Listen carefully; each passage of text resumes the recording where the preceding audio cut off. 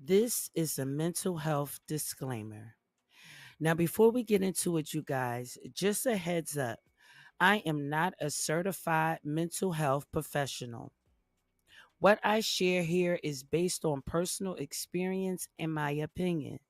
If you are dealing with a serious mental health crisis or you need to speak to someone immediately, reach out to a professional. They know what to do and they have you. The information and advice I give are for general insight, not a substitute for professional help. Your choices are your own, not mine. Let's do this journey together. And remember, it's all about personal growth. Now, let's get into today's episode.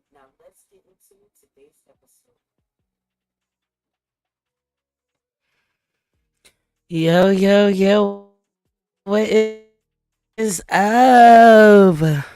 Oh my goodness. Welcome, my butterflies, to Becoming a Butterfly podcast, the place where it's never too late to become your better self. I am your host, Christina Butterfly, also known as Chrissy the Artist, and I'm so excited to be here. We are live on YouTube. Guys, oh my goodness, I literally been waiting all day. Like all day. I have been doing this podcast live on Facebook for about, I'll say about 2, 3, 4 months now, right? And I swear to goodness, I am nervous as if this is like the first day. But technically, truthfully, this is the first live on YouTube, and I'm so excited. I'm excited because I know this is a stamp. This is starting something that I always said I wanted to do.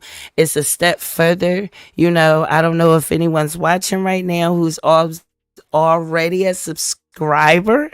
If you've been waiting for your girl. But when you see this, you will one know my story, my butterfly story, but you'll also know that I launched my very first episode last week on my father's birthday, and it was such a big deal to me. It meant so much to me, and I'm just so grateful. And despite what is going on in my current situation, you feel what I'm saying? That your girl still anything that dream it can come to pass, and that's honestly all I really want. Like that's all I really want is for me to put this hard work in, and to know that on the other end, on the other side, I'm going to create the world past even my wildest dreams, right? So one of the reasons I wanted to start my live on YouTube with telling my butterfly story is one, because I want to encourage you, whoever you are, that whatever you're going through, you can get through it. Is for two, that if you're currently like right now at my age at 44 and you looking at your life, you're like, let me listen to my story. Hear my story. And if you don't believe at the end of my story that you can start right now today to make a decision on what you want your life to be, then guess what? I ain't gonna push the issue with you no more. I'm not. I'm just gonna keep talking to the ones who wanna come back and wanna listen and wanna hear what your girl Christina Butterfly has to say.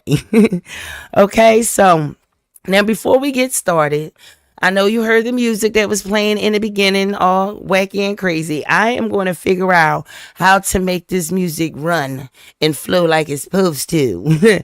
I really am. But that was the music of my son, my oldest son. He is a producer, DJ, beat maker. He is Z Notes Masters, and you can find him on Instagram. I don't know what is going on. Hold on. I done lost. I done lost Facebook real quick. Let's get it together. Of course, on my first live, some gotta go crazy, right? Some gotta go crazy on my first live on YouTube, but it's okay because that's what a live is all about.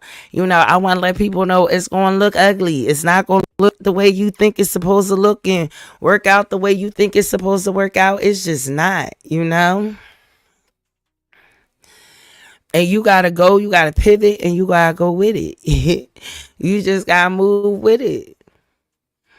Don't let anything stop you from what your goal is. Nothing. Okay? Yes. We right back in the building. Yeah, we right back in the building. Okay.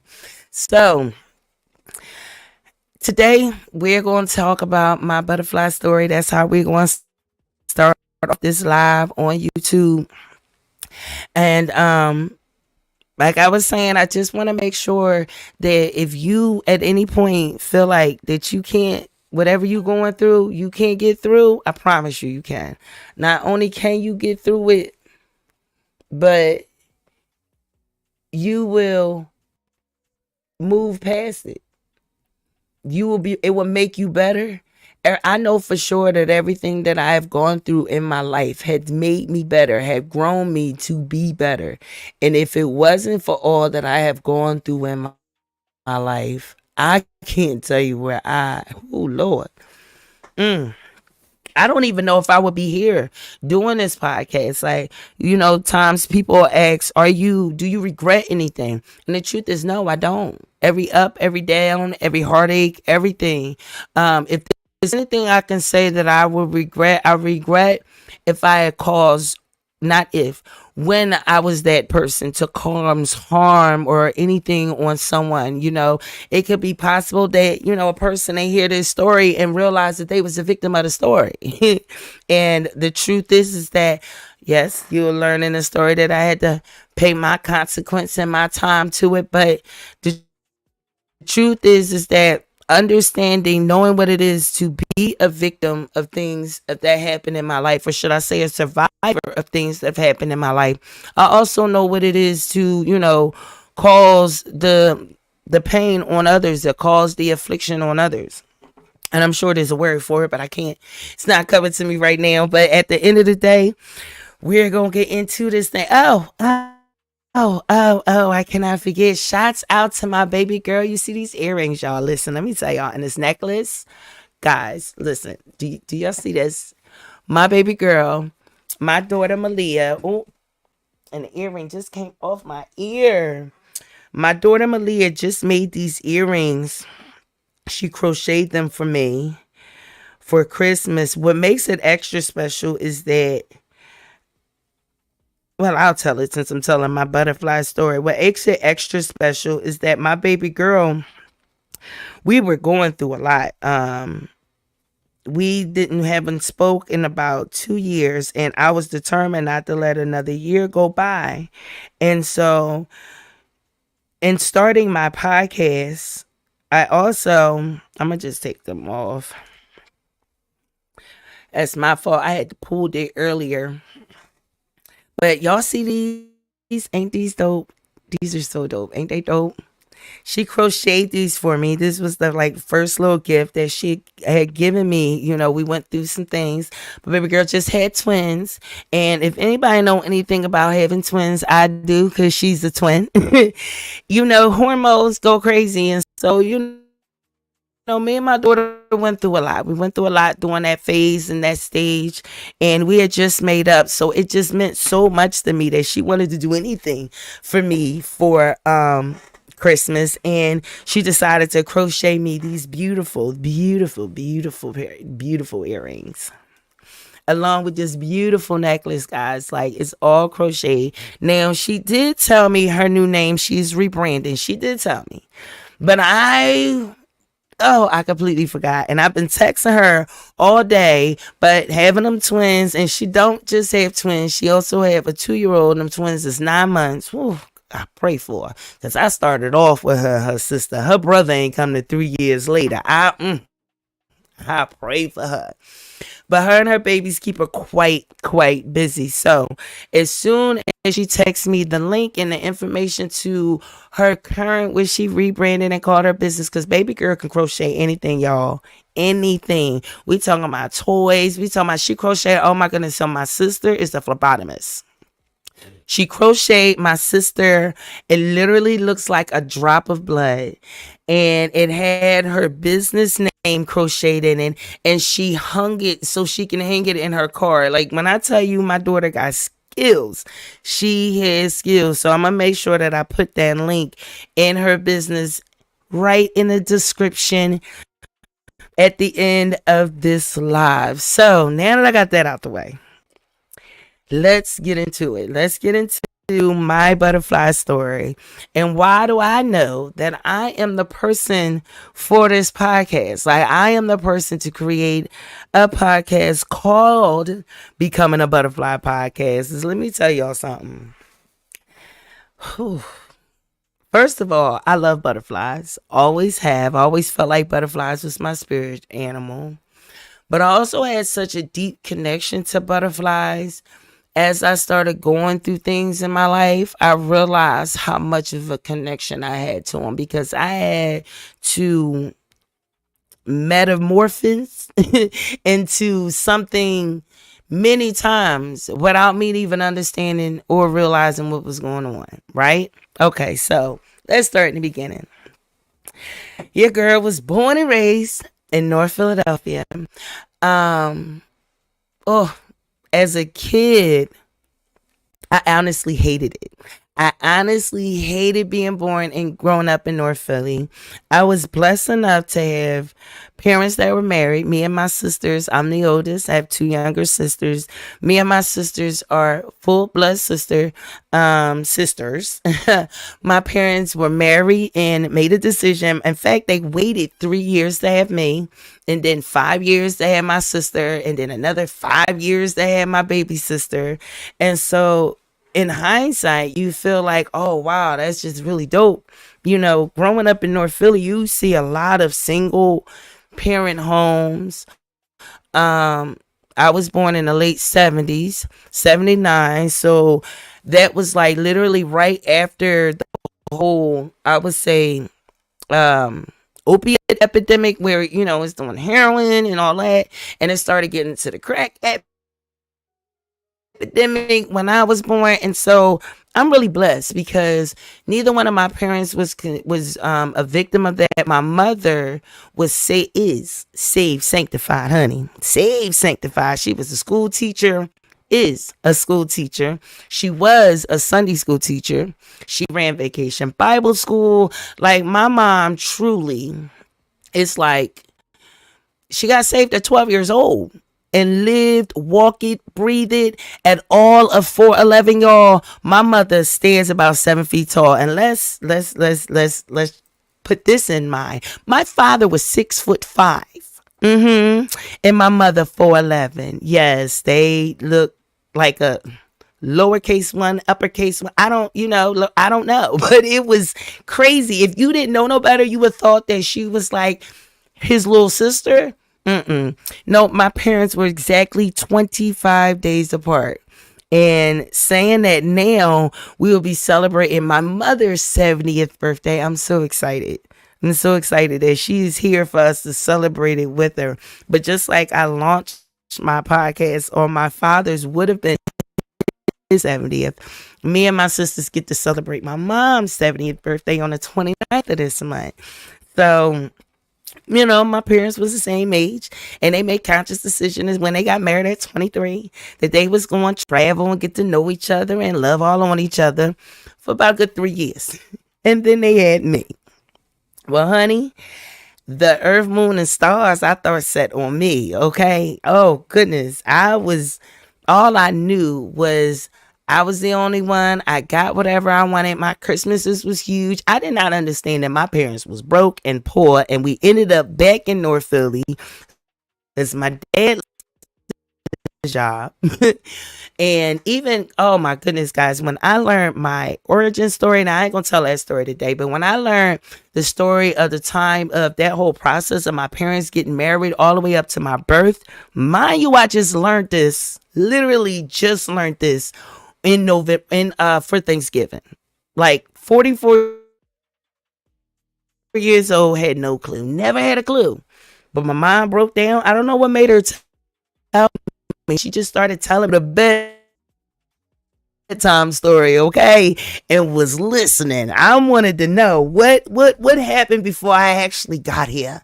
You know, I knew that she went through a tragedy because while my mother was pregnant with me, her mother died. I knew that because, you know, me and my sisters, we're the only ones who never met our grandmother on my mother's side. And it's so crazy because I'm like the fifth oldest on my father's side, but me and my sisters we're the last three on my mom's side. So we were the only three who didn't get to meet our grandma. And that's because she passed when my mother was pregnant with me. So that's about as much as I knew. But oh my goodness, we'll have another tea on that story. We will definitely have a tea on that story. But we're going to start back as far as I can remember. And as far as I can remember was being a little girl in North Philadelphia, and I hated it. My parents they didn't really have a lot of money. My mom's idea of clothes shopping was the thrift store, guys. Like, real talk. Let me get my water. Real talk. My mom idea of taking me shopping was the thrift store. When it was brand new clothes, it was usually church clothes. And that's when we went to the House of Bargains. Yes. And she would take me to the House of Bargains. Now, it was funny. We was talking about this. She didn't play about my Buster Brown shoes, though, y'all. She did not play about them. She made sure I had my Buster Brown hard bottom. Yeah, y'all remember them when you would kick somebody and literally break their kneecap? Remember them shoes? Yeah, my mom made sure I had a pair of them.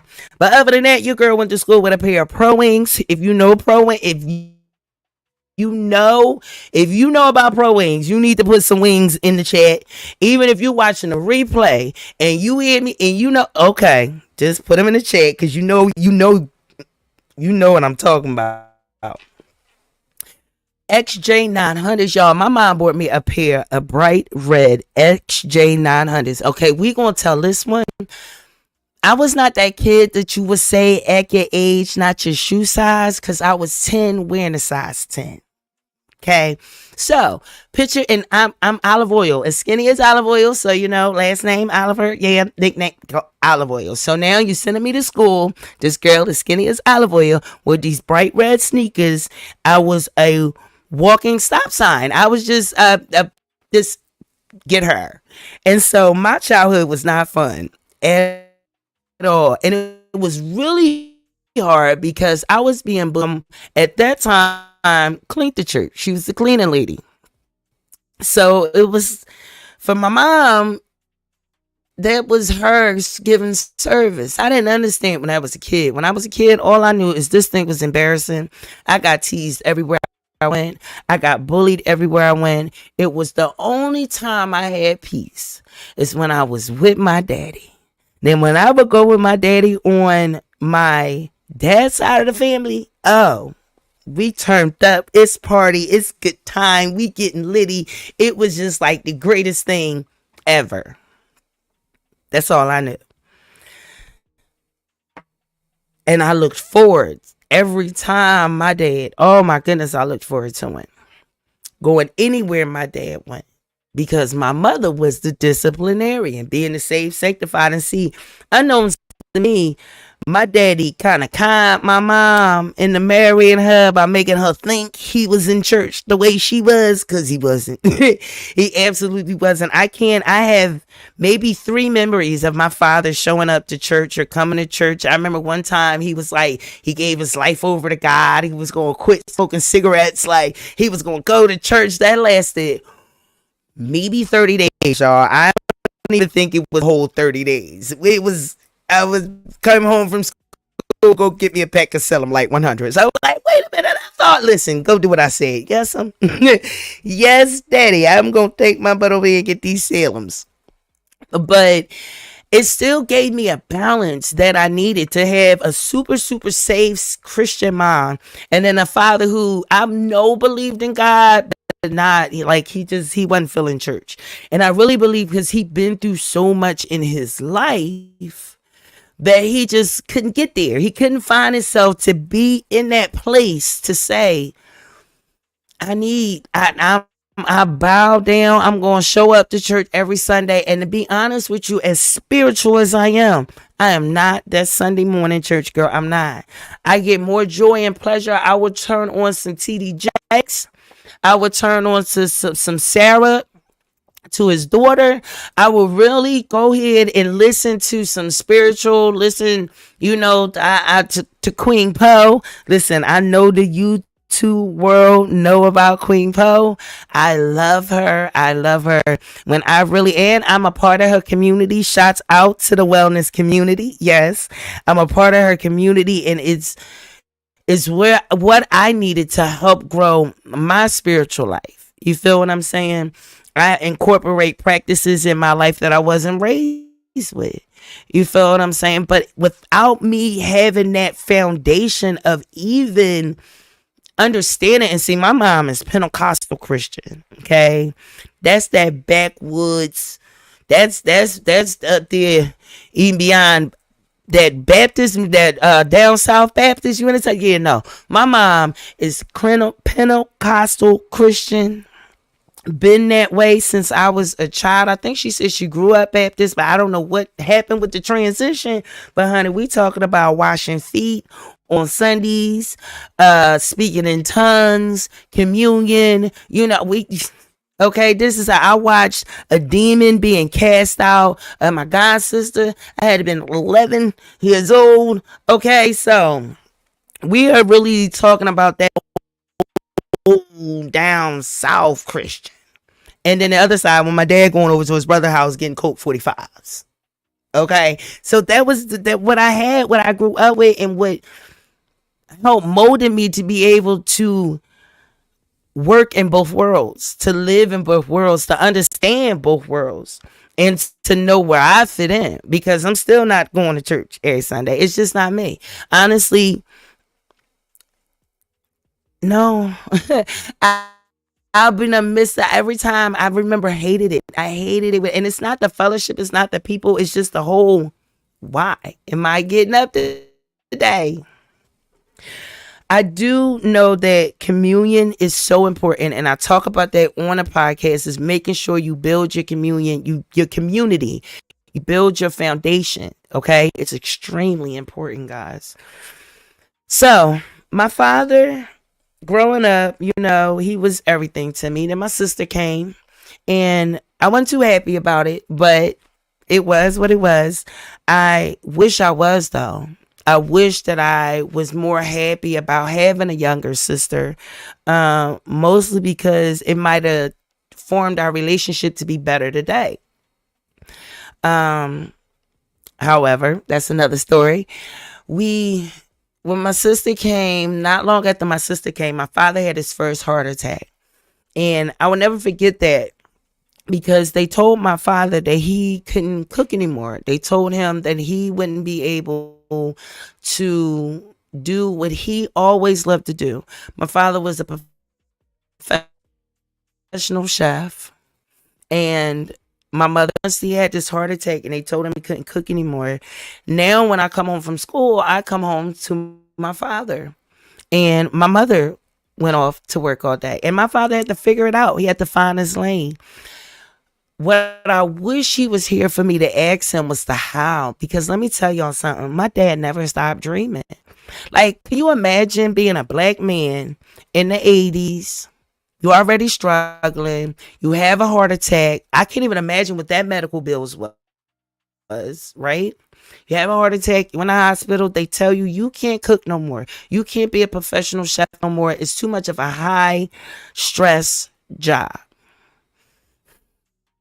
Like, what do you do? My daddy decides he's going to go to school for computer programming.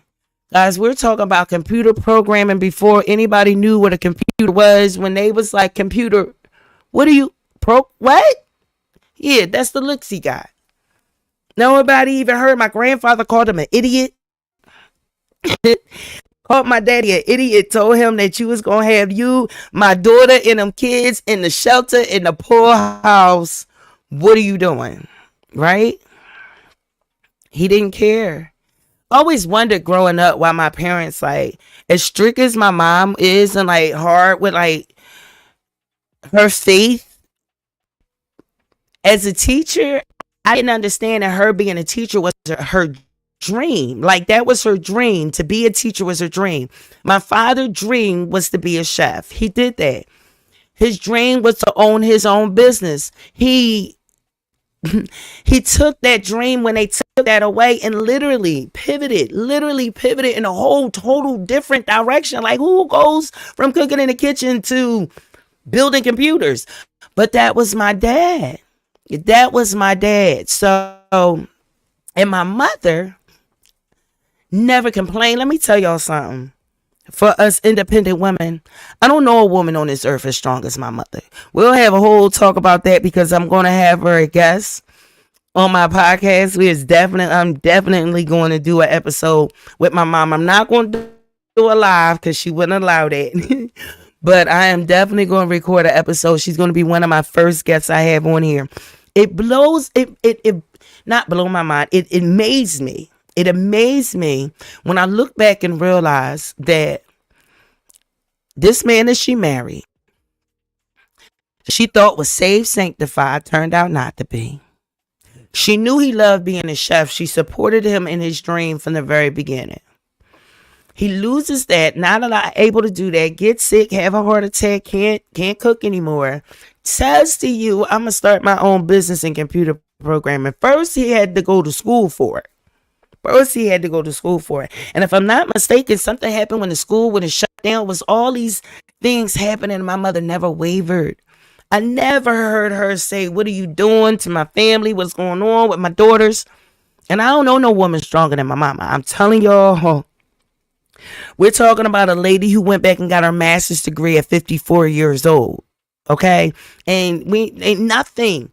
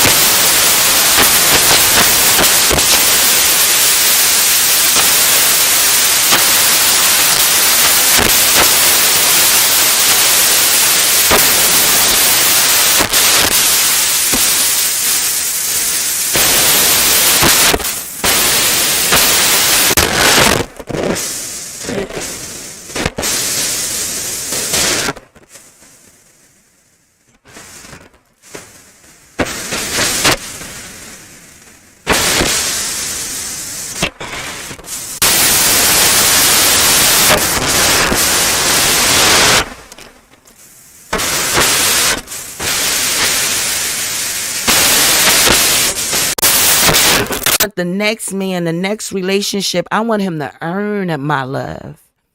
I'm such a loving person. You feel what I'm saying? I've always been that one you get an A with. You know, I always had that saying, and I don't know if it's because I was raised by a teacher, but you start off with an A with me. You know, you gotta give yourself an F. Man, I got to the point where I wasn't, easily to fall in love, but when I did, I fell hard, and I usually fell before he did. But I never really made a man work for it to earn it. You feel what I'm saying? And yes, earn it.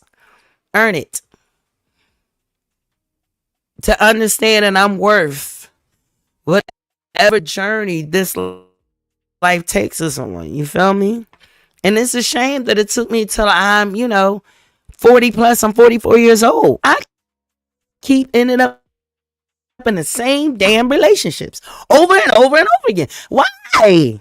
No, I'm good. I'm good. Now it's time to make some choices. Now it's time to make some decisions. We about to change some things. And yes, today's first podcast is going to be longer than an hour because we're going to keep it real. I am going to speed it up some though. So I turn around and, now my oldest son, youngest son come. My oldest son come.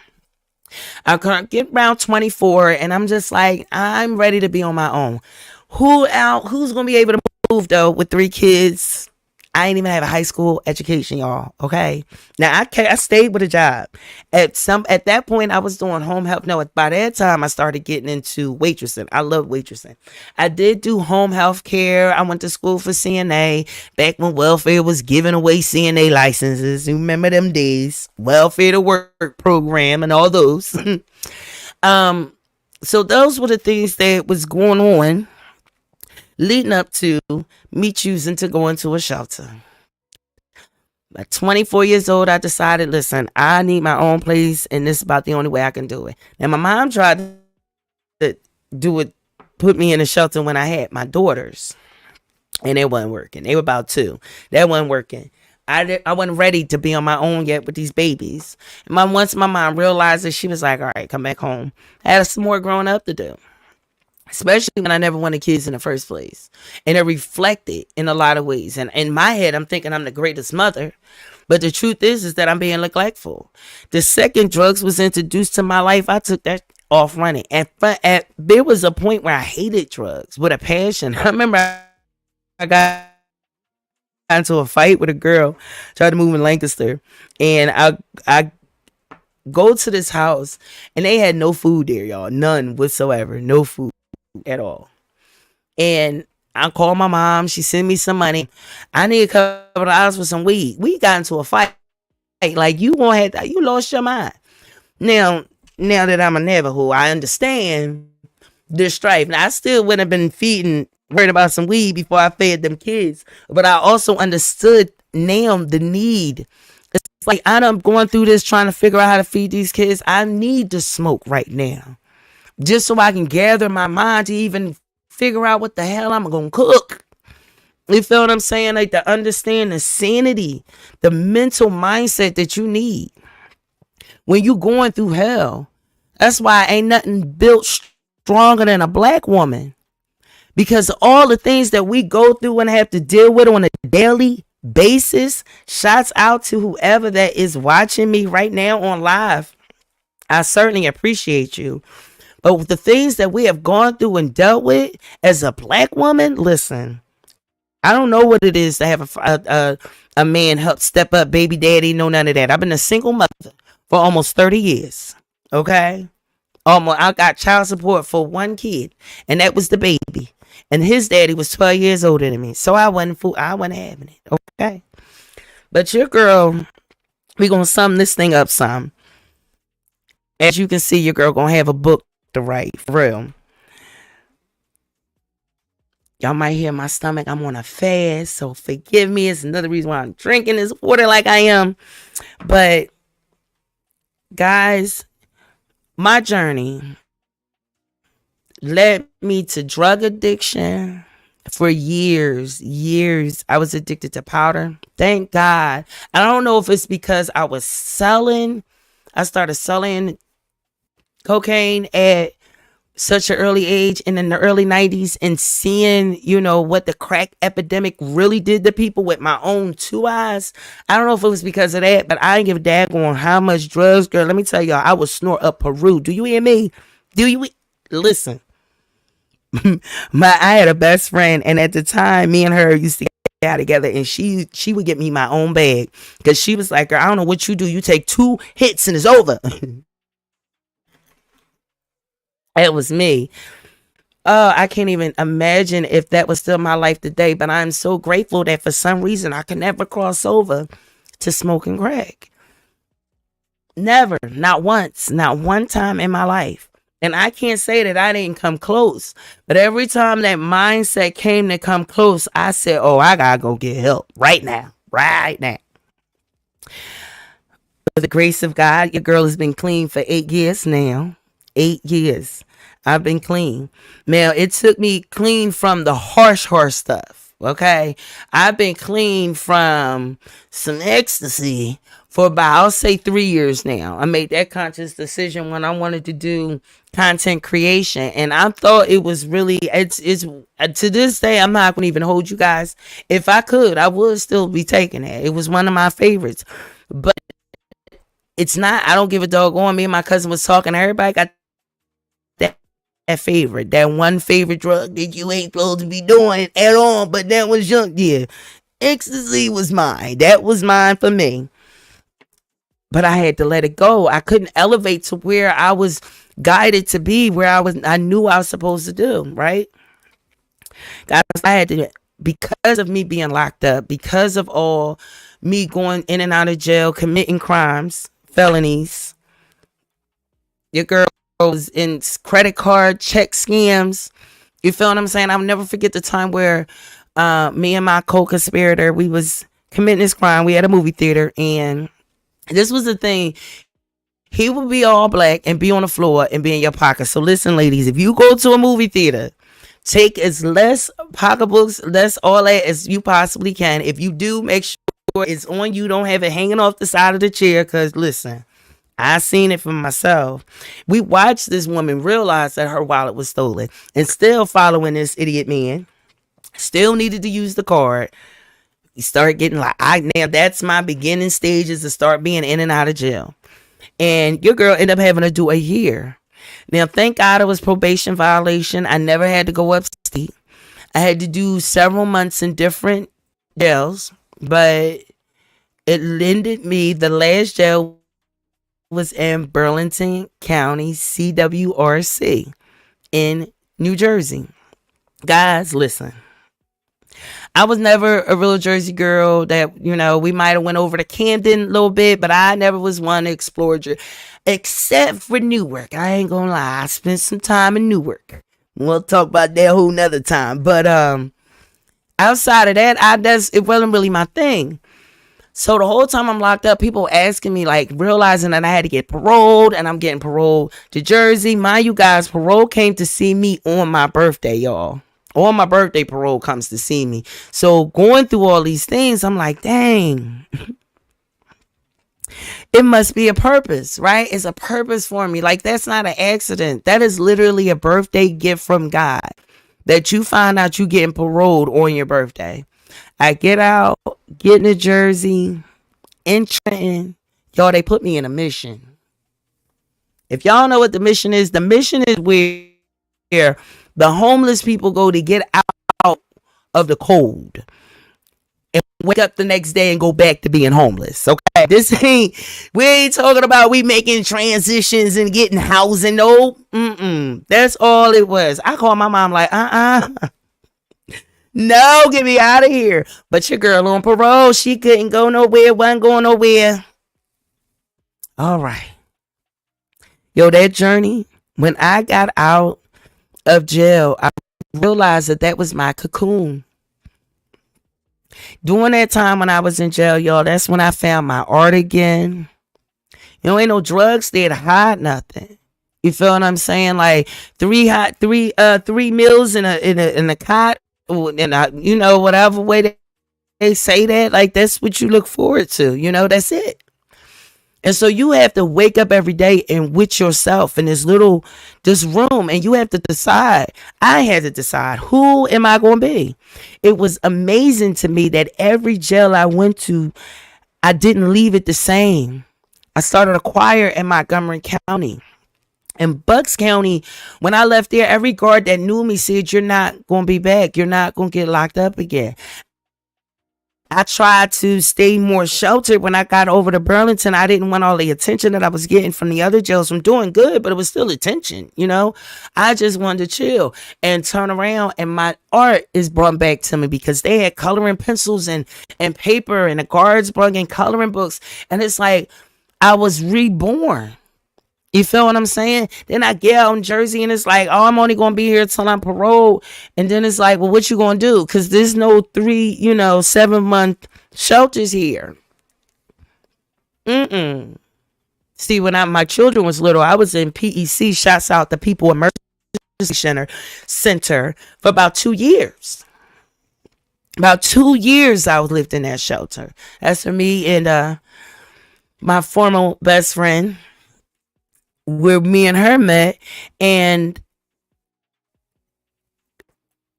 I thought that I didn't understand that wasn't the same situation here in Trenton, New Jersey. No, you can get your own crib in 3 to 6 months. Like I was in the mission. Ooh, Lord, I had a whole mental breakdown, and my therapist, shouts out to Nadira Keaton. I love this woman so much. She showed up. They called crisis. She showed up. And within a week, y'all, she had me out of that doggone mission into an actual shelter, somewhere more settled where I can build foundation. She got your girl check cut back on, honey. By the time she was done, your girl damn near had about $10,000. Now, if I had any damn sense then, oh.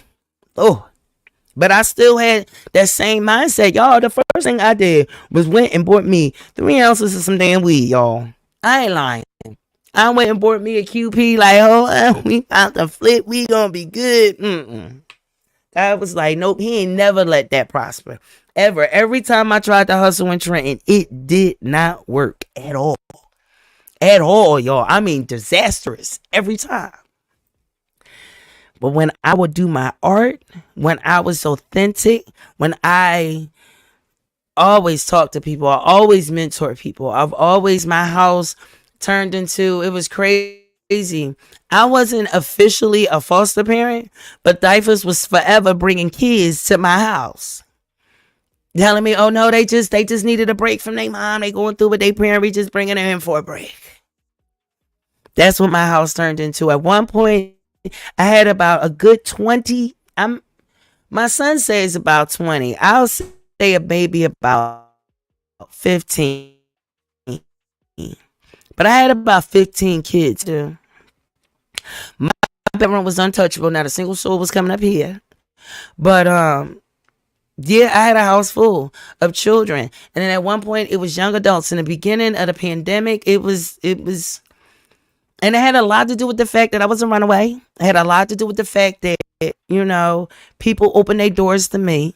But that's what started happening. And I found myself mentoring more young people and talking to more people and yelling and cussing and people like she crazy, and then come back later and was like, dang, you was right.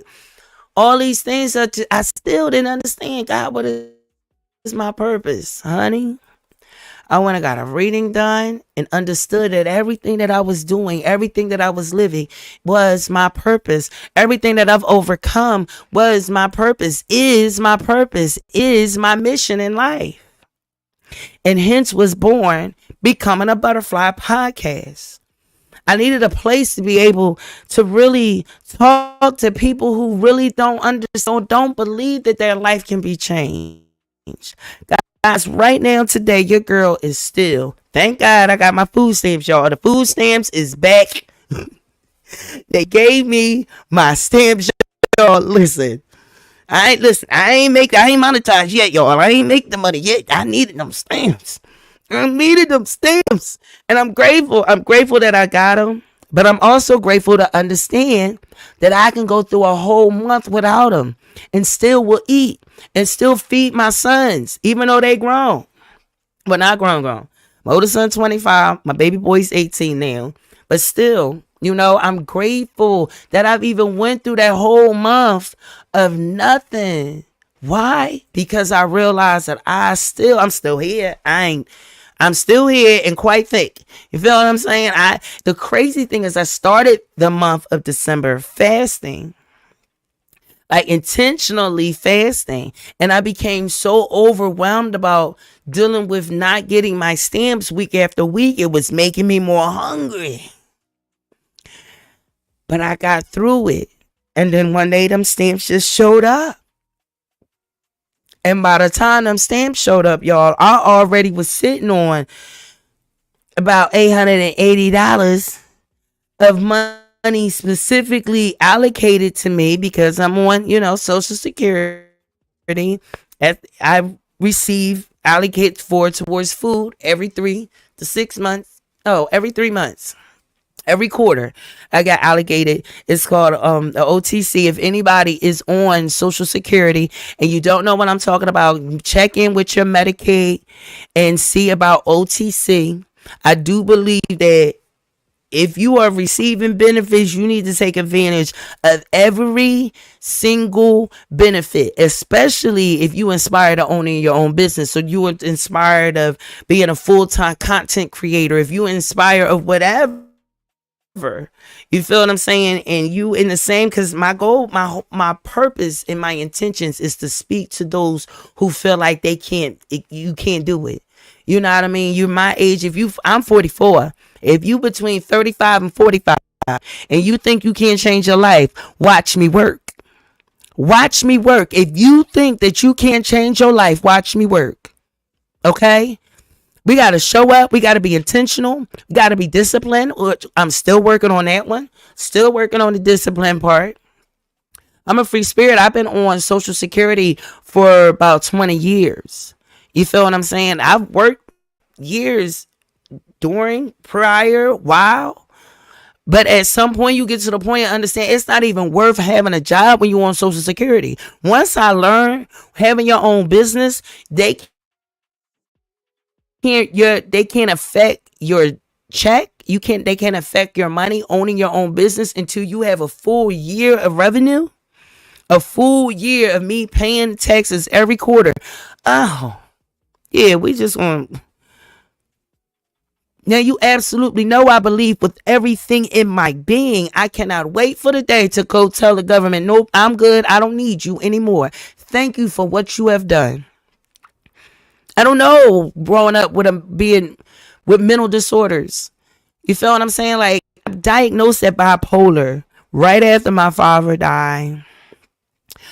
Then about 24, they add more illness. And then it's more, and then it's more. And you look up and am I all of these stigmas? Now, I stand on the fact, I know I'm bipolar. I'm crazy but I know I am. But it makes more sense of me being able to get the right help that I need.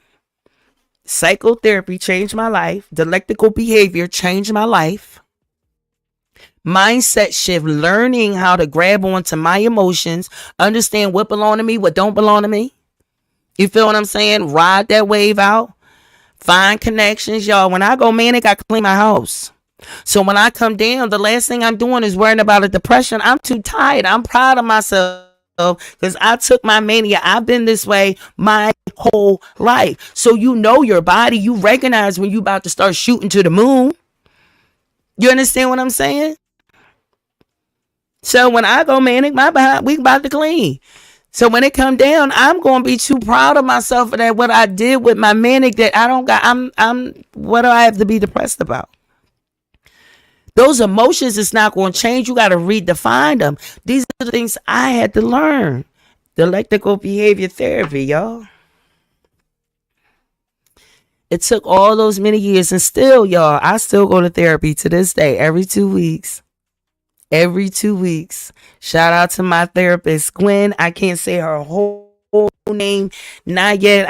She can't be my therapist, and I don't want to jeopardize her job, but I love her so very much because she does she's like a mom, y'all. I don't know, God always, he finds these amazing black women That's why I'm telling you, set the intentions. If you need to go get you a therapist, go get you a therapist. We seem to always think we got to do shit ourselves, by ourselves. I don't need nobody. We need each other. Women, us, black women. Yes, strong black woman. We need. We need our black men. We need support from our black sisters. I can't tell y'all how isolating it is to be out here in Trenton. I know I've been here for a little over 10 years. What is it? 20? That's 11 years. This year, make it 11 years. No, I'm sorry. I got here in 2012. So this year, yeah, this is 11 years. I've been here. It'll be 12 years in July. I've been here.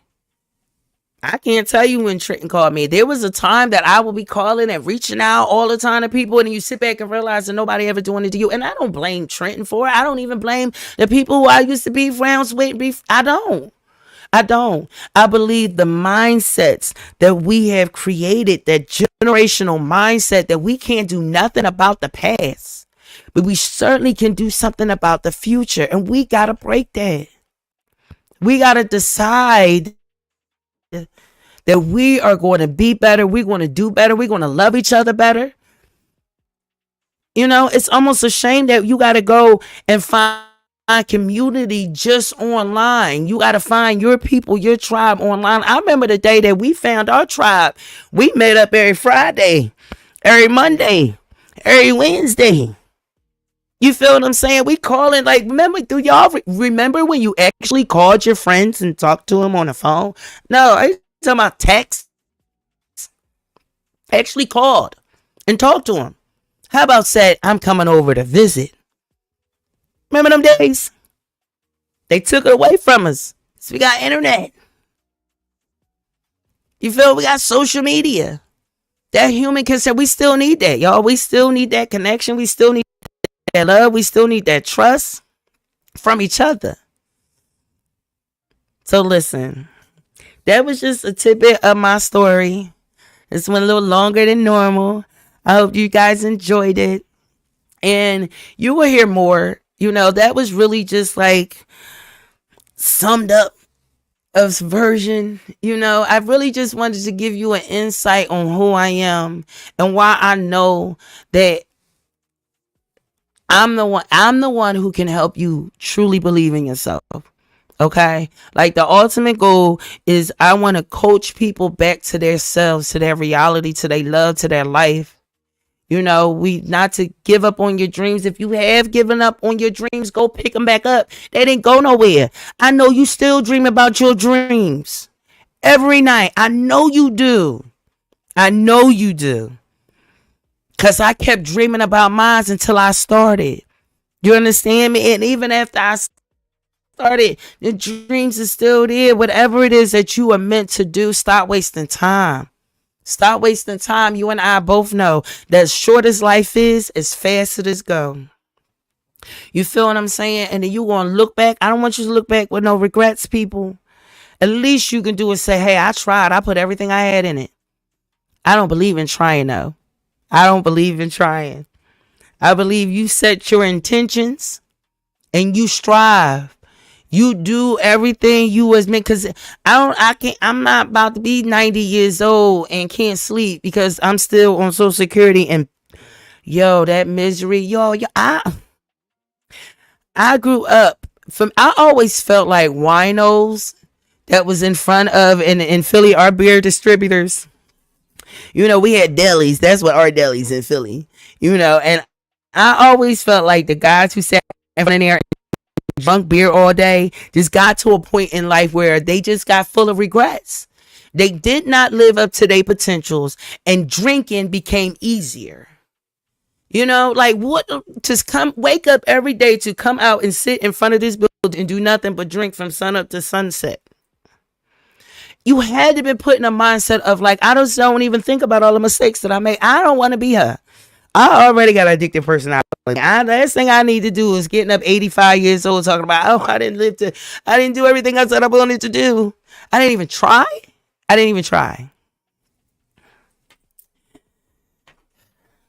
I love you guys. I do.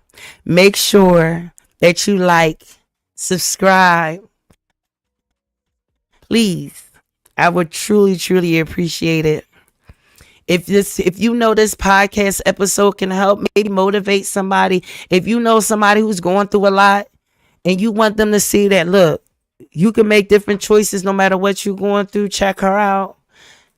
Go ahead and share my podcast episode with them. Just go slide it over to them. Just send them the link. Tell them, check that out. If this is your first time visiting, if this is your first time stopping by, I want to say thank you. If you are watching me right now on YouTube, I want to say thank you. Thank you. I'm so excited about that. See me right here Thursday, y'all. Thursday, another episode will be dropping on Thursday. Yes. Now, guys, I'm going to have to get better. Get that later. I'm going to really have to get better at making sure that I write down information. A lot of me going live on my Facebook, I was winging it. It was working, though. It's really working. I have an open forum, an open conversation, because I want us to talk. I want us to communicate, But yes, we have another podcast episode on Thursday. And this one is about, I believe it's not overcoming obstacles, if I'm not mistaken. I promise you, I'm going to get better with this thing. I'm new to this, but I can't do nothing but grow and get better, right? That's all I can do is grow and get better. And I promise you, that's exactly what I am going to do. Listen, if this podcast helped you in any kind of way and you would like to support a sister, because I'm telling you, this thing is not easy. Okay, I would like to get better internet, but I just can't right now, y'all. I can't. I want these lives to be so much better. So if you would love to send a love offering or support, listen, the Cash App is rolling right on the bottom. You can always Cash App and support. Leaving a subscribe. If you watching me on social, if you was watching me on YouTube, yes, send me your stars. I'm sorry, on Facebook. Send me your stars. I truly will appreciate it. It truly, truly will help support the podcast, because I'm going to keep showing up, y'all. I don't care what this internet glitch in and out or not. Your girl going to keep coming. I'm going to keep being here. And those who are moved, who feel moved, will support. And listen, I understand if you just send me over the money, you hear me? Because that prayer is going to last me a long time. That's going into scene. That's going to bring in more abundance and wealth beyond my wildest dreams. I'm already abundantly wealthy. You understand me? And I'm going to just see it in the physical form. Real soon. You feel me? Real soon. All right, guys. So I will see you next week at Becoming a Butterfly, same time, same place. I will see you next Tuesday at 6 p.m. Make sure that you check out Becoming a Butterfly on Thursday. Next episode drop this Thursday at 7 p.m. And I will get these. I am going to get these podcasts together for all podcast platforms. I promise you. I'm trying to wrap my head around one platform at a time. I don't want to overwhelm myself. I don't, because this is a lot. But I am determined to be consistent, to stay dedicated, and to be here. If you want to write to me, if you would like to tell me your butterfly story, please write to me at becomingabutterflypod at gmail.com. That is becomingabutterflypod at gmail.com. Write to me. Tell me your butterfly story. We can read it. I'll read it on air. We can talk about it. If you want some advice, I will do my best to give it. And if I don't know it, I will find the research and get it for you, honey, because that's just who I am. Okay? I love you so much, my butterflies, and I will see you next week.